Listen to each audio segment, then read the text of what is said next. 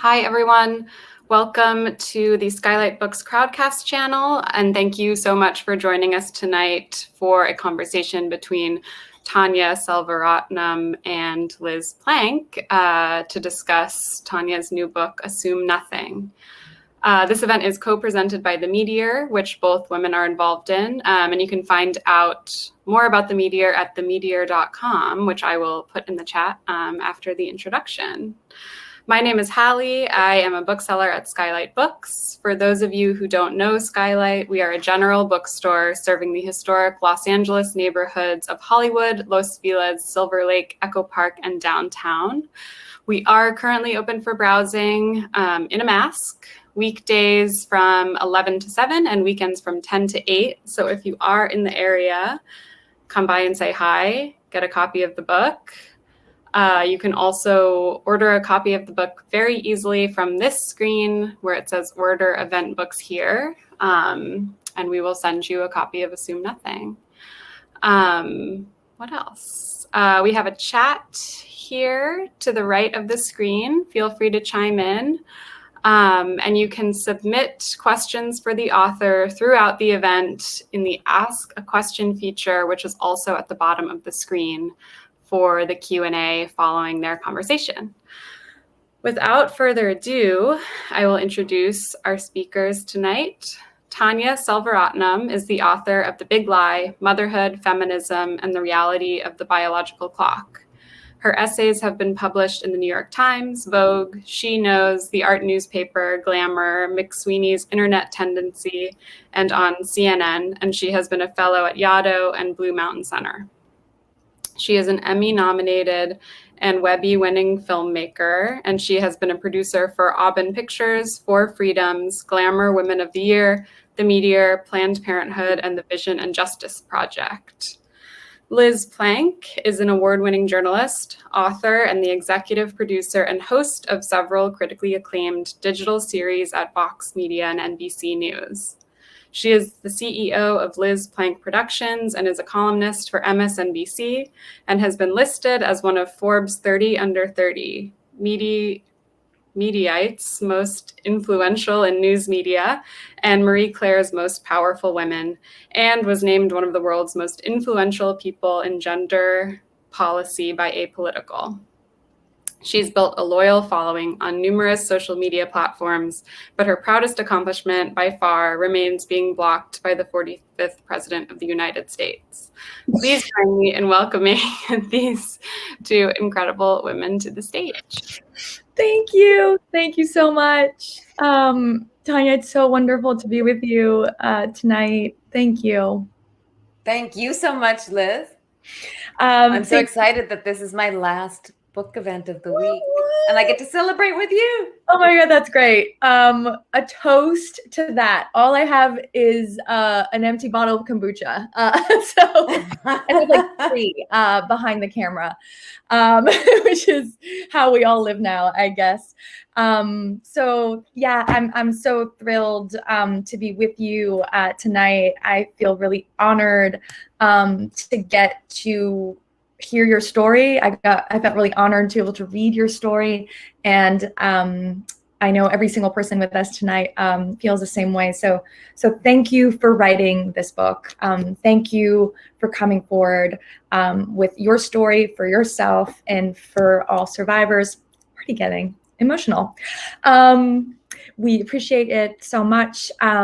So I wanted to just kind of start with, since this is the last event that you have going on, this has been a long book tour for you.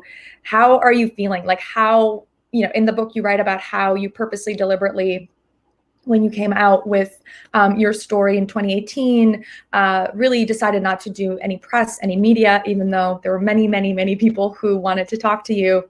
So now that you are speaking to press, now that you are doing interviews and doing events like this one, how has it felt for you? I feel that I want to do press for the book because I want people to buy the book, pass it along, and get the resources for how to spot, stop, and prevent intimate partner violence in their own lives and the lives of their loved ones. I want the message to get out there. So I feel very grateful to have these opportunities. Mm. Yeah. And has it felt different now that, you know, when you walk into a studio at NBC or CNN or walk into an interview with a reporter, you don't really know how they're going to frame. I mean, you just do not know how they're going to frame the story, right? You don't have the same kind of agency in the way that you want to tell your story. Like, how did it feel to actually be able to write this book and to say, this is my story. No one gets to take anything out, put anything in. Yeah, was it cathartic for you as an experience? Well, writing the book was painful. Yeah. But I say that I wrote myself out of the darkness. Yeah. And I take the reader through my journey from being a victim to a survivor to a thriver, from going from deep darkness to light. And I hope that it helps others find their light too. Mm. You know, writing the book was liberating in a way. Mm. Talking about it now with the press, it's a roller coaster of emotions.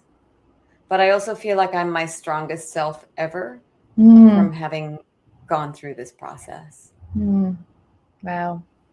That's incredible. Yeah, that you saying that you wrote yourself out of the darkness was I underlined that like 3 times. I thought that was so powerful and beautiful. And, you know, in your book, you also write, even fierce women get abused. And that also really stuck with me. And as we, you know, I feel like every week there's a story of a woman coming forward still, even though, the Me Too movement, is what, 3 years old now, you know, in its current iteration. Not to say that there weren't women coming forward before, but you know, when we think about FKA Twigs and that interview that she did with Gayle King, I believe at the beginning of the week or this weekend, where, you know, Gayle King actually does something really powerful, which I've been waiting people for a journalist to, you know, of her stature to do, which is not go for the question that is always asked of women who have been through abuse, which is, why did you stay? And I still remember that interview with like Rihanna. I don't know why that one stuck with me, particularly about 10 years ago with the Chris Brown instance. And, you know, I think it was, I don't remember who it was actually, who asked her that. And, you know, and she said, this happened to me. Like, why are you, you know, like questioning what I did? So I'd like to ask you, you know, instead of saying, why did you stay? I'd like to ask you, why was the abuse so bad that you can leave, which is what FKA Twigs says that we should say. Yeah. Well, I watched that interview and I have been very grateful for and saddened by the stories of FKA Twigs and Evan Rachel Wood. I have been amazed that they have come out so soon before my book came out. I feel like we are at the next wave of the Me Too movement, which is about intimate violence in committed relationships. It's incredibly hard to talk about, but by more victims and survivors sharing their stories, we show that a victim looks like all of us, which is why I wrote Even Fierce Women Get Abused. The question, like, why did you stay, that interviewers get criticized for asking, was an important one for me to ask myself when I was writing, because it helped me understand the stages that I went through to get entangled in an abusive relationship. And the way I structured the book, which came to me before I actually started writing, was to walk the reader through those stages. Right. Because I didn't recognize them as they were happening. But then halfway through the book, the script gets flipped when I am able to get out of the relationship and start to have more agency over my body, my life, and also the narrative. Mm. So I was grateful that I could be a storyteller. Mm. Mm. Mm. Yeah, I think one of the best, now I'm, I underlined it, but I think you write, I stopped, instead of abandoning myself, I started abandoning him, right? There was like a shift, and I'm paraphrasing, it was much more eloquent, but something to that effect, which I think is a really great way to talk about abuse and to talk about trauma, right? Like trauma, even when you're a child, right? When you experience trauma, when an adult is negligent or abusive, like you don't stop loving them, you stop loving yourself. And in that way that you captured that shift in the book, I think is really, really powerful for everyone to really think about that. It's being abused is not just someone doing something to you and them abusing you, but you start kind of, you're not abusing yourself, but you're abandoning yourself in, and you're taking on the abuser's, ideas of you, the way that they treat you, like all of that becomes your own reality. And obviously that's, I want to talk about that with you, especially for people who are in the audience. I think it's, again, FKA Twigs and Cori Bush have actually teamed up to talk about this coercive violence that is not illegal in many states, for an abuser to be very controlling in terms of financial, or social, or there's so many ways of sort of controlling someone, and that all those things aren't seen by the law as part of domestic violence, as part of intimate violence. And to me, that just signals a huge gap in our justice system. If our justice system doesn't even see those things as abuse, how are women and survivors supposed to know that it is abuse? Well, the laws need to change. Mm-hmm. And there's so many levels at which the ecosystem operates to normalize the cycle of violence, mm-hmm. that we are conditioned to accept from the time that we are born. Mm-hmm. And part of it is just the way we are brought up and taught in schools. Mm-hmm. Like, we're taught that if a guy teases you, he likes you. And it's this patriarchy that perpetuates, mm-hmm. and normalizes violence. And that's reflected in the law. And the laws need to improve so that it's a more victim-centered approach. And also to recognize that abuse takes many forms. Mm-hmm. It's not just physical. It's not about visible bruises. It's coercive control. It's verbal abuse, it's emotional abuse, it's digital abuse, mm-hmm. legal and financial abuse. Mm-hmm. And so the laws need to change to reflect that. Mm. Yeah. And I think so much about all of, the storytelling at where you're really talking about the beginnings of it. And to me, what's so, sort of staggering is just the contrast between, all the applause he's getting, all the adulation he's receiving, from people that you admire, right? From Hillary Clinton, right? Like from the woman who you, saw as our first, could be our first president. And that contrasted with, that abandoning of the beginning of you, sort of, beginning to abandon yourself through the little ways that he would, talk about Botox or talk about your, hair, in these really racialized kinds of ways. And I guess, I wonder if you can talk about that, because I think, again, this is a book and a story that I know you want to be able to prevent, right? Like more people falling into the cycle of abuse. So like, how does that initial stage feel?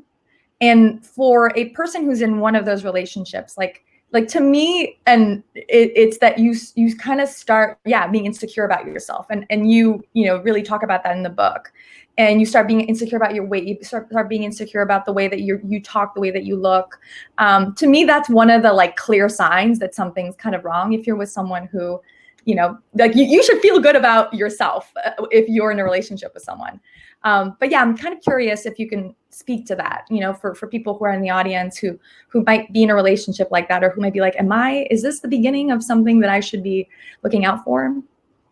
Yeah, well, to get to that question, it's interesting to see where I am now, which is, I feel like I'm my strongest self ever, because I know that I won't ever tolerate abuse in any context again. And I will never be with anyone who makes me feel bad about myself again. But going back to how it starts, I mean, it starts out like a fairy tale. Yes, that love bombing. Like the adulation, the compliments, the attention, you get swept up in it. And when the person who's paying you so much attention is not just a powerful and important man, but also one who has many overlapping interests. He was a progressive hero. He was considered a feminist. He was an ally of so many causes that I believed in. And also he was worshipped by people around him. And so many people encouraged me to get into the relationship.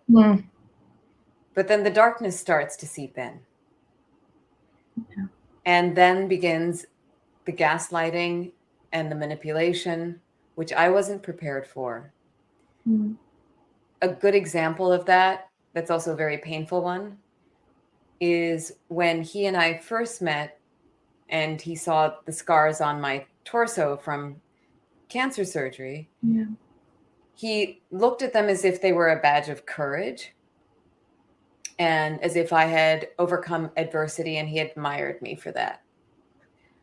But then it completely switched, so that when he looked at my scars, he looked at them as if they were ugly, and he wanted me to get plastic surgery to remove them. He also wanted me to get a boob job. I mean, these are embarrassing things to talk about now that I listened to then. And so just always making me feel like I was less than, which is a classic tactic of abusers. They know how to tap into your weakness and manipulate them. And even though I was very strong on the outside and surrounded by great friends and collaborators, I had been on a trajectory for many years before that, dealing with miscarriages and infertility and cancer and then divorce, so that by the time my path intersected with Eric, I realized in retrospect that I was ripe for the breaking. And abusers thrive on breaking strong women down. That's huge. That's like a tweet. If anyone's on Twitter, yes. Say that again. Abusers thrive on breaking strong women down. It's the power over mentality that the patriarchy encourages. It's operating from a place of scarcity and competition. Right. Because you write at one point, and obviously women's self-esteem and women's confidence is something that we're constantly talking about, growing up in a society that is patriarchal, that is racist, that is ableist, right? All of the isms for women, particularly for women of color. Like, of course, I have confidence issues when I'm never trusted, I'm never believed, I'm always cut off, I don't get paid the same, right? So of course, there are structural reasons why abuse happens, and women happen to often be the victims. But like, we don't really talk about why men happen to often be the perpetrator. Even when we look at sexual violence and domestic violence, women can be the perpetrator, but in 78% of the cases, it is, even when you put all genders together and you include men in those statistics, it's men who are perpetrators. So, why aren't we paying just as much attention to what needs to change with men so that they don't become abusers? Well, this goes back to the conditioning from the time we're born, Mm-hmm. and the power structures that we've inherited, that we have to fit ourselves into. I think about Vice President Harris's powerful opinion piece for the Washington Post recently, where she talked about the exodus of women from the workforce and how it's a national emergency that demands national solutions. And I feel like the domestic violence crisis, which has increased so much during the pandemic because abusers and victims are in lockdown together, and there are less opportunities for the victim to escape and get help. This is also a national emergency that demands a national solution. Because when you disempower women financially, you make them more susceptible to abuse. And I feel like the horror stories are going to start to emerge after we get to the other side of this pandemic. So there's like a whole ecosystem that needs to be overhauled. And part of that includes like healthy manhood training and female empowerment training from a very young age so that these behaviors don't get ingrained. And also with, the way that our government and law enforcement is educated about domestic violence and abuse. Domestic violence is the number one reason for 911 calls. But it's also one of the most underreported crimes. And yet, the amount that's allocated financially to domestic violence is a tiny fraction of the budget. So there's just so much that needs to change on a societal level and on a legal level and on a governmental level. But I feel like we're at a pivotal moment. We have an opening. And if we can open up this dialogue that can lead to changes in policy and public awareness, we can start to chip away at that patriarchy. Yeah, I love how much time you spend in the book talking about, and I don't know how you were able to do that and have the book come out, but so close to it, but you really do talk a lot about COVID and the impact on women and the impact on particularly, as you've just, outlined, violence and survivors of abuse. And you write, the most dangerous place for a woman is inside her own home. And again, to me, that comes back to your original point about the second wave of the Me Too movement, which I think is really interesting that you're putting it that way, because you're 100% right, and I hadn't even really captured that at all or saw that. But you're right. It's a second wave that's focused on, that sometimes the most dangerous place for a woman is within her own, a consenting relationship, a relationship that she is choosing to be in, a relationship in which she might be very comfortable in, but then that becomes abusive, that becomes violent. So yeah, I wonder if you can speak a little bit about that, about how, that it's maybe harder for people to understand, and maybe even for men to understand that, like, just because, right, and we have data showing this. I mean, marital rape was literally legal before 1980. This idea that because she's your girlfriend, because you had sex before, or because you had sex yesterday, you can have sex with her today, right? I mean, consent, that's what we kind of call it, but I think that men particularly don't have an understanding that abuse can happen in a relationship, in a consenting relationship. Yes. Well, intimate partner violence is so difficult to talk about because the details are embarrassing and shameful, because it's not like workplace harassment Right. or sexual assault with a stranger. You've entered into a relationship willingly with this person, but you haven't consented to be abused by this person. Right.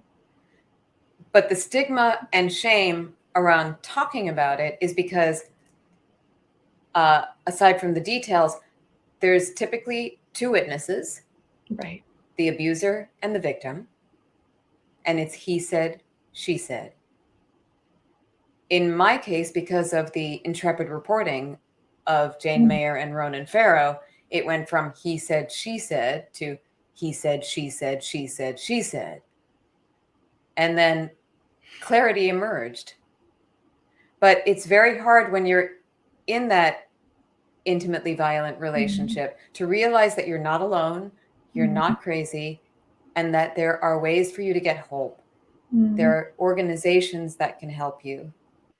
And one of my hopes for the book is that people read it and break up with their abusive partners the next day. And also that if they know people who are in abusive relationships, that they're more attentive to the fact that they could be the lifeline to their friend who is a victim. What do you do? What do you do if you, right? Because we were talking before in the green room about how many of your friends were, some were unhelpful, but many were. What do you do? Like, what's the thing not to do, and what's the thing to do if you have a suspicion? So the thing not to do is to be to make assumptions, to be judgmental, to be confrontational, and to impose a plan onto your friend. I can talk about my own situation. Even though abuse is so common, 1 in 4 women and 1 in 10 men will experience some form of intimate partner violence in their lifetime. And of those, millions of women and men will experience it before they turn the age of 18. So I really hope that high school students read my book. But for those who know people or suspect that their friend might be in an abusive relationship, I think be a listener, ask questions that might elicit answers. And you never know when your friend might be ready to open up. And that was proven true in my case. I have a friend who's like my sister, who could tell that I was going through a hard time, reached out to me and said, very casually, would you like to talk? Yeah.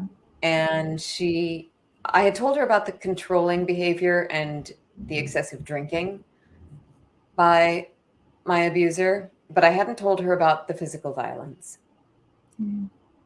And as I started to describe what I was experiencing, she then asked, does he hit you?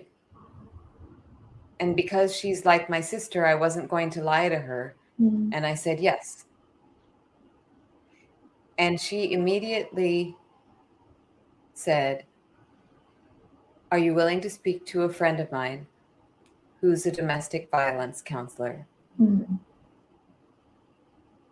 And she put me in touch with this person. I said, yes. And she put me in touch with this person, and we spoke a few days later. And the domestic violence expert, after hearing me recount my experience from beginning to end, helped me understand that the abuse was not specific to me and that it was classic domestic violence. And from that point, there was no turning back. Yeah. Like the scales fell off my eyes. Yeah. So what I hope is that people are attentive to their friends who might be in abusive relationships, and that they arm themselves with resources to be able to give to their friend when the friend is ready to open up. Mm.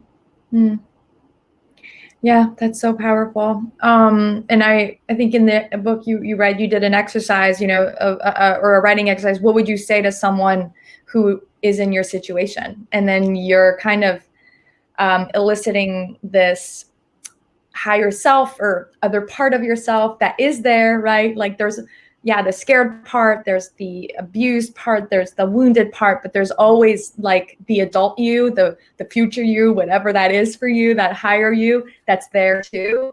And I thought that was really a powerful, it seems like it was a really powerful writing exercise for you to elicit that strength that you had the whole time, right? Even though he was breaking you down, that's always there. We only have about 10 minutes left before we're I believe taking questions. And I think people are chatting, putting them in the chat. I hope so. Anyway, some God voice will let us know. But I really want to talk about good guys. I could not stop thinking about that as I was reading the book. Again, coming back to this really, stereotypical, just almost a caricature, right, of this like hero. Literally, he was depicted as this superhero who was going to save everyone and is going to save women, and he's going to save the women who are going after, who are accusing Harvey Weinstein and who have been hurt by Harvey Weinstein. It's just the metaphors, are sort of endless. And there's a film, A Promising Young Woman. I don't know if anyone in the audience has seen it. I'm sure you haven't because you've been very busy with your book tour, but it really sort of examines this question of the good men, right? And by good men, I mean probably the best way to compare it to is like the good white liberal, right? The good white liberal is this idea of a white person who is like so attached to their identity as a good white person that they are unable to see the ways that they are complicit in racism, have benefited from racism, and continue to perpetuate racism. So it's like, I'm not a Trump supporter. I'm not the KKK. So I, therefore, cannot be guilty of any kind of, that's not mine. I'm a good white liberal. And so I think that people have written about this before. I didn't invent this, but I think a lot about this in terms of men, and men in terms of their relationship to women and these feminist men, right? And so there's no greater, example of your abuser being that. And I guess, I'm just curious if you've thought about that. What, like, did he really think that he was a feminist? Because it seems like he was convinced that he was. Like, I feel like it's not even, what's the scariest thing about it to me is that they are convinced of the lie, right? Like, it's not even, some men are performing this and knowing that they're horrible, but I don't know, there's like something so scary and sociopathic. You describe him as a narcissist, and it's very clear that he is. But yeah, like, I'm wondering if you can speak to that. Well, I think that abusers are bifurcated individuals. Right. I think, most people are bifurcated to a certain extent, but not bifurcated to an extreme where there's this total cognitive dissonance between their public-facing pronouncements and actions and their private-facing behavior. Right. In the case of my abuser, that cognitive dissonance was deafening.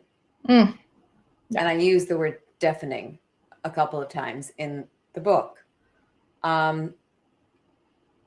His feminism and his liberal values were a form of deflection. I also think that he wanted to be a good guy, and he had a lot of people enabling him in this presentation as a good guy. I believe that behind most perpetrators, there is an enabler. Or many. And he was surrounded by many prominent feminist women. He was surrounded by many spiritual teachers who really helped fool me that Eric was a good guy. Right. And they helped Eric fool a lot of other people. Mm. So I think he wanted to be a good guy. Yeah. But he also knew that he was a bad guy. Mm. And I say that because I have the stories of the previous girlfriends that he abused, 2 of whom I've met with, and one, and this is a spoiler in the book, but one who reaches out to me long after the New Yorker story had come out and was abused after the New Yorker story came out. And what was eerily similar in many of those is the way that he was reaching out to some of us, kind of like to gauge our temperature. Mm. Like in my case, up until about 3 weeks before the New Yorker story dropped, Right. which was on May 7th, 2018, Eric was continuing to reach out to me periodically, Mm-hmm. saying things like, I want to continue to support your good work, inviting me to events. He invited me to the Grammys. Like as if as if I would go. But I was reassured on 2 levels. One, it meant that he wasn't seeing somebody else and wasn't harming another woman. 2, he had no idea what I was thinking. Because at that time, I was already in conversation with David Remnick at the New Yorker. Mm-hmm.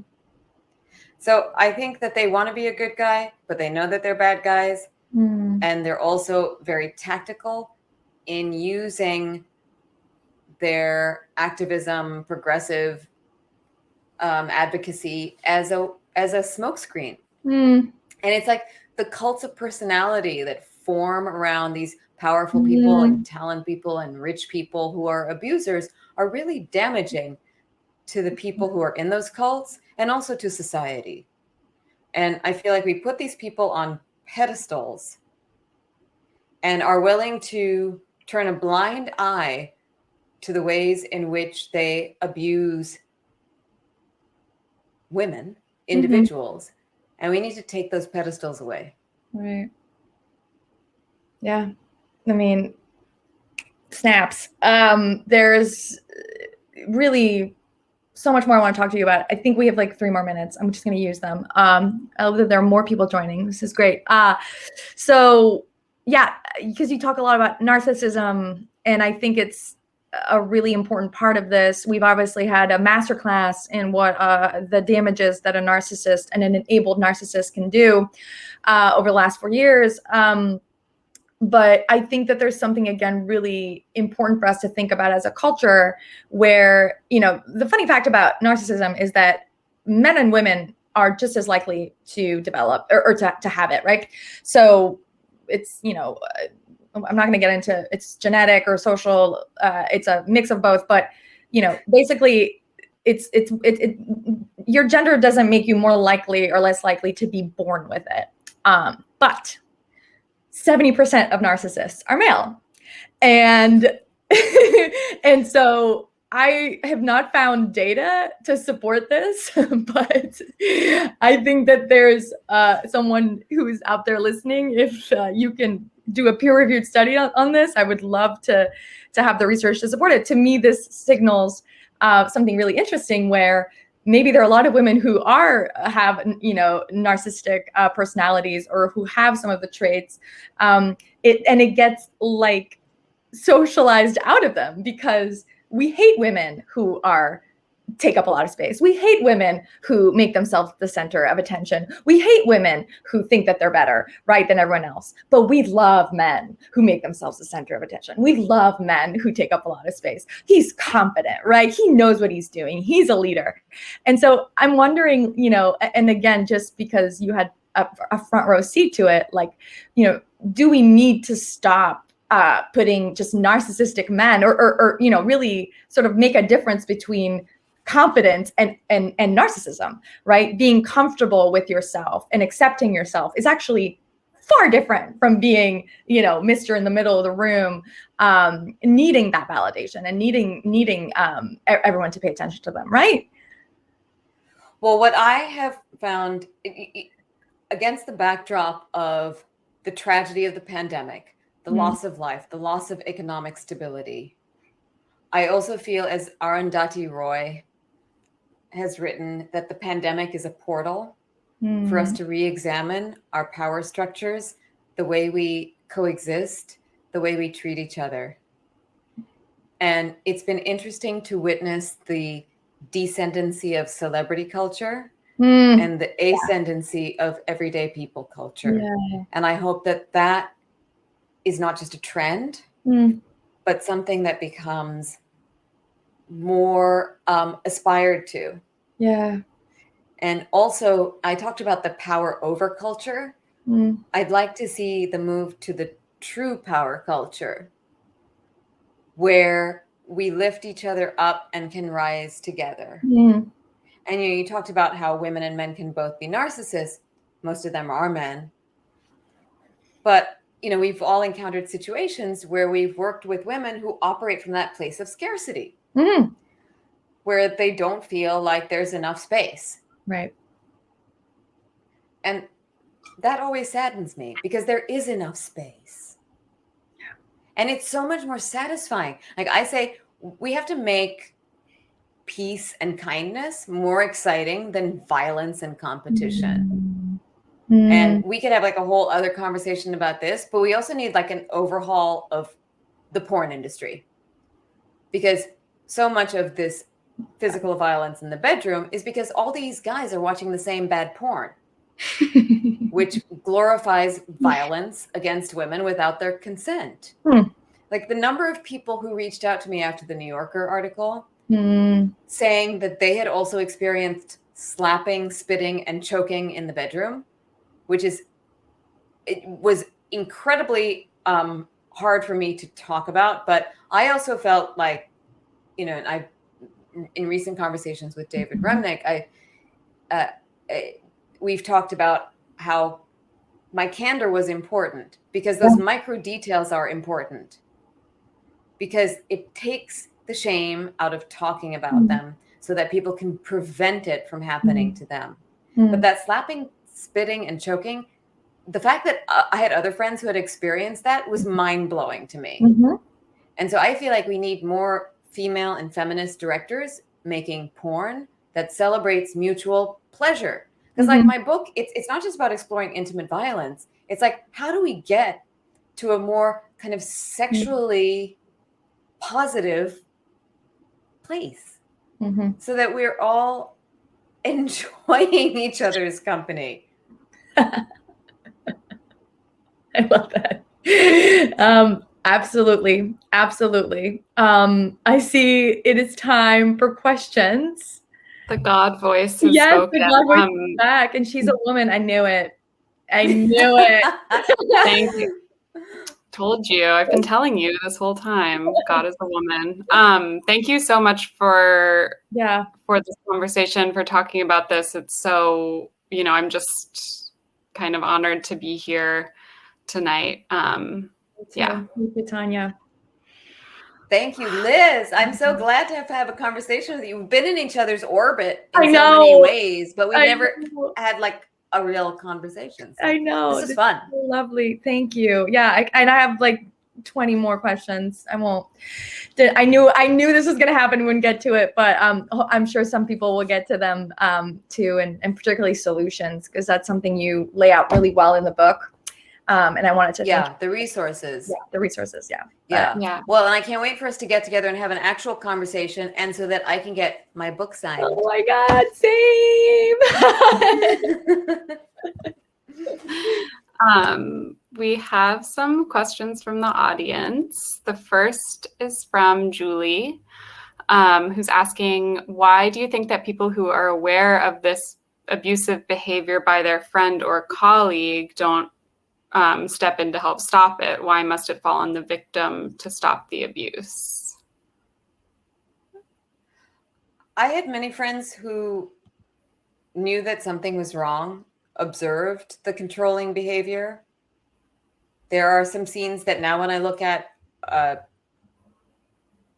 feel absurd. They kind of make me laugh that they even happened, even though they were despicable at the time.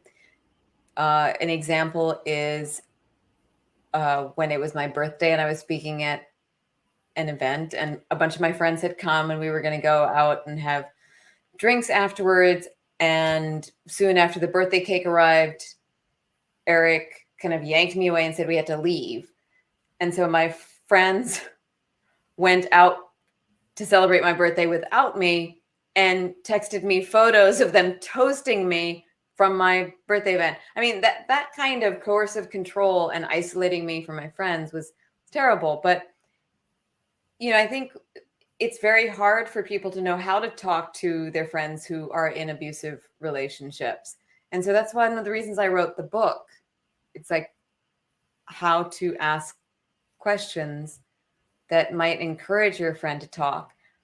There were many friends who wrote me or spoke with me afterwards about how they wish they could have read between the lines.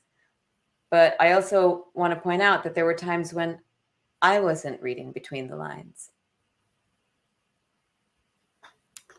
Thank you. Yeah, that's huge. Paulina is asking, when/how did you decide that you needed or wanted to write a book, and how long did it take to write it? Well, I was inspired to write the book because there were so many people who reached out to me after the New Yorker story came out. So this was back in May 2018. There were also many publications that wanted me to write for them about my experience in my own words. I turned all of those invitations down because I wanted the New Yorker story to speak for itself. And also I had been in survival mode, getting ready for the story to come out. And I just wanted to escape and hide. But then as the months went by, I realized that I wanted to write a book that would draw readers in with the narrative, with the thriller, and that journey from darkness to light. And that would also give them resources so that we can go from sharing our stories of abuse to sharing our stories of how we got out of the abuse. So that's what inspired me to write the book. And then the way I went about writing it is, so as a shy child and as an introvert, I was always taking notes because it helped me make sense of what I was experiencing. We didn't go into this, but in the book, I talk about being a child witnessing horrific domestic violence as a child, and how it was especially shocking to me that I then became entangled in an abusive relationship as an adult. Writing out what I witnessed as a child and what I experienced as an adult was a way for me to understand and heal. And I have a background in documentary film and also as an academic, in addition to being a writer. So I approached it in, I'm getting kind of nerdy and granular here, but I took all of the notes I had been keeping in real time and the documentation that I had, and I printed it all out. I had about 300 pages worth. I put it on a table and I read through it. As I read through it, I understood more what I had experienced. And I had the structure for the book already in my head, as I said before, which was to walk the reader through the stages I went through to get into an abusive relationship, and then flipping it halfway through to me having more agency. So I would mark the notes with what chapter each section went into. And then, like a documentary filmmaker, I would create a string out of each chapter, like copying and pasting into these chapter files. And then I would look at each chapter and add texture and color and scenes, like what did the room look like? What were my friends wearing? Things like that. So just adding texture and layers. So that's how I approached the writing process. And much of it was very difficult and painful. I listened to all the sad songs, but ultimately it was very liberating and very cathartic because I got to the other side.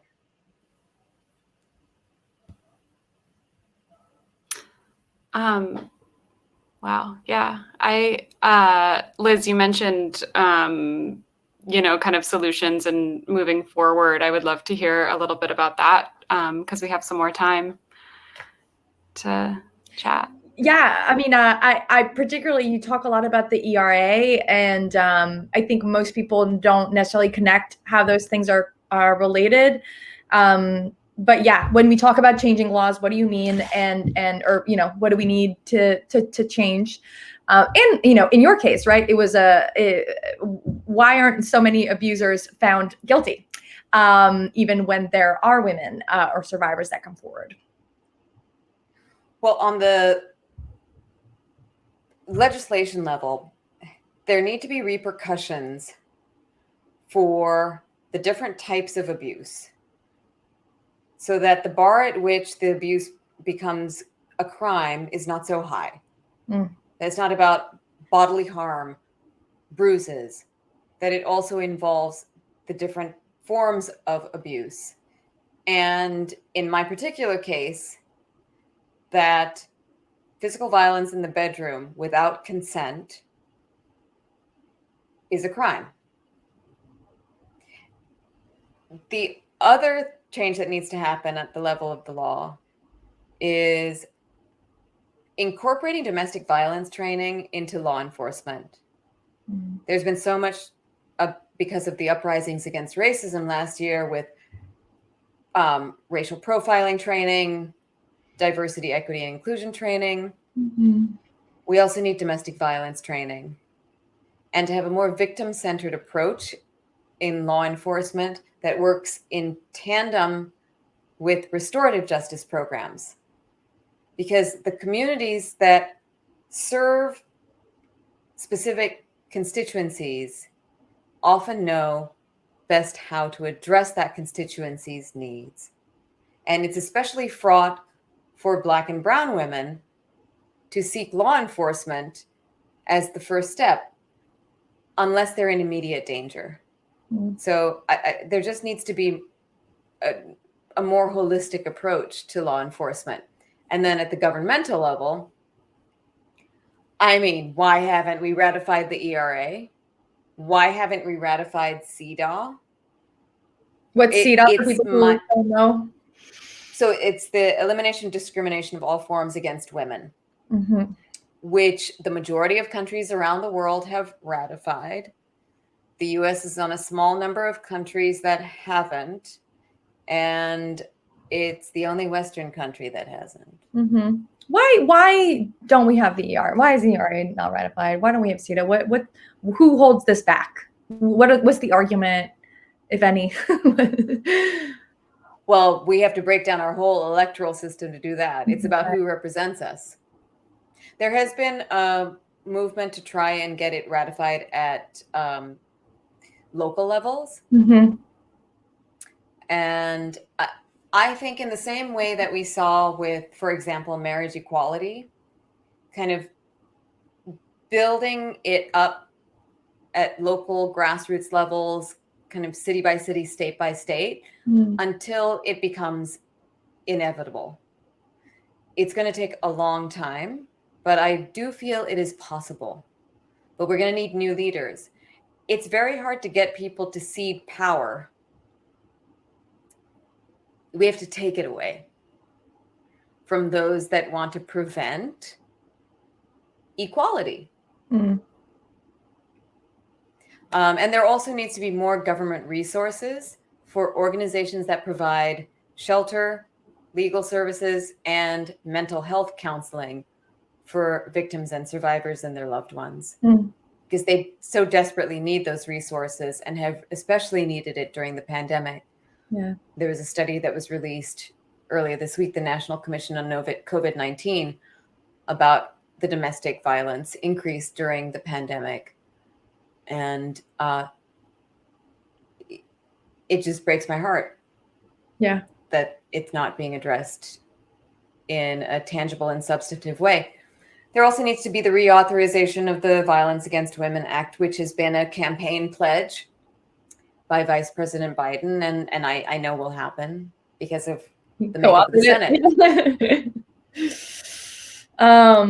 Yeah. And what can, for women of color who cannot call the police, or for whom, because, and you talk about this of just, law enforcement, and, it might be the number one reason why the police gets called, but it's not the number one thing on their priority list in terms of actually, right, like making sure that abusers are held accountable. And so, yeah, I'm curious for women of color, what are the alternatives to calling the police, unless, again, you're in direct, a situation where your life is in danger? Well, there are, thankfully, organizations that address the needs of survivors and victims in Black and Brown communities. There are many organizations that provide alternatives to calling law enforcement. And in my book, it was very important for me to have like dozens of organizations listed, so that it's, because it isn't a one size fits all approach. Yeah. Like, even though abuse is common, every victim is unique. And there need to be culturally specific approaches to dealing with those needs. Like, I know, for example, in my community, the South Asian community, domestic violence is so behind the veil and so under acknowledged, and it's very difficult to talk about. And so it was very important for me to include different organizations that serve the Black community, the Latinx community, the Indigenous community, communities with, developmentally challenged communities, and young communities, young people. Yeah. And you talk about the homeless that the majority of homeless women are survivors of violence, right? We don't think about that. I mean, it's a homeless, the homeless population in general are, mostly made up of people who have experienced trauma, whether it was, sexual or not, or intimate violence or not. And that just, is a whole other, right, like, set of policies and structures that we need to change. Yes, homeless and the majority of incarcerated women are survivors of sexual violence. Right. And many That's of them. When I talk about the cycle of violence that we're conditioned to accept from the time we're born, so many of what afflicts this country and the world is not getting to the root of what allows that violence to start and perpetuate. Yeah. And you talk so much about generational violence, and that's something I wanted to bring up, but we shall talk about it when we get a drink at one point, when that's allowed again. Thank you so much, Tanya. This was such a generous conversation. I know it's late for you on the East Coast. No, it is great. I love closing out my day with you. Oh, I love closing it out with you, and thank you for ending your book tour with us tonight, and Skylight Books for hosting this really important conversation. Thank you for writing this book, and I know it's already helped so many people, and sharing your story has already helped so many people, and I am very grateful to be one of them. So thank you. Yeah, thank you so much. And thank you, Liz, for Skylight Books in my hometown. Woo! Thank you both for being here. Thank you for everyone who tuned in also, even though we can't see you. We know you're there. Yeah, thank you. This is so important and powerful, and I hope, conversations like this continue to happen everywhere. Yeah. So thank you. Thank you so much. And buy the book, read the book. Yes, buy the book. Yeah, it's everyone should have that book on hand. Yeah. Thank you for writing it. Thank you, Tanya. Thank you, everyone. Thank you so much. Good night. Night.